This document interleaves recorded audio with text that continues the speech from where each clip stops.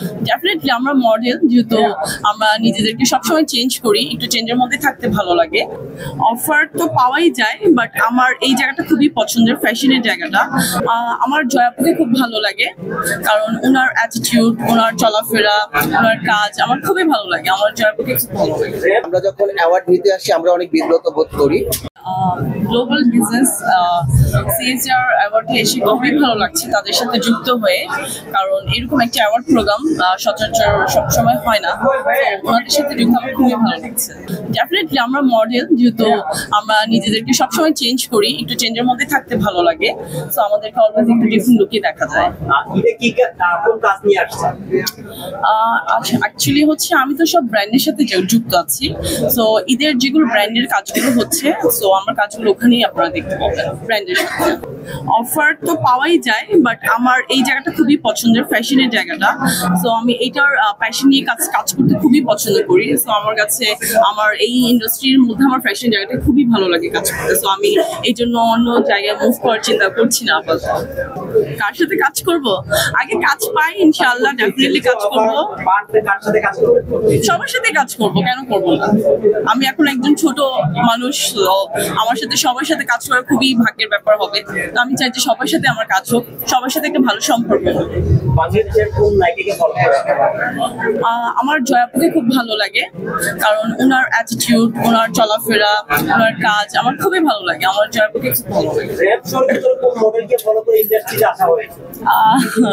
RAM শোতে হচ্ছে আমি যখন টিভিতে দেখতাম শো হতো আর কি, ফ্যাশন শো। সো আমার কাছে ইনি আপু, রুমা আপু, আজরা আপু, ওনাদের শো দেখে আমি খুব ইন্সপায়ার হতাম যে আমিও ফ্যাশন শো করতে চাই, আমিও কাজ করবো ইন্ডাস্ট্রিতে। সো আজকে আমি ওনাদের সাথেও কাজ করেছি, এটা আমার খুবই ভাগ্যের ব্যাপার। সো আমি খুব প্রাউড।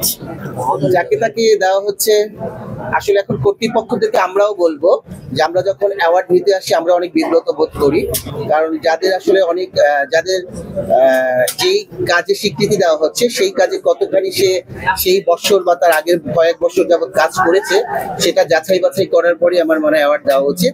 আপনাদের সাথে আমরাও একমত যে যাকে তাকে অ্যাওয়ার্ডটা দিয়ে আসল যারা সত্যিকারের যারা কাজ করে, যে সেক্টরে নিয়মিত কাজ করে এবং সফলভাবে কাজ করে তাদেরকে অ্যাওয়ার্ড দেওয়া উচিত। এটা আসলে অচেনা অপরিচিত, অনেক আসলে অপরিচিতর মধ্যেও তো অনেক গুণ থাকে নতুন নতুন যারা আসে।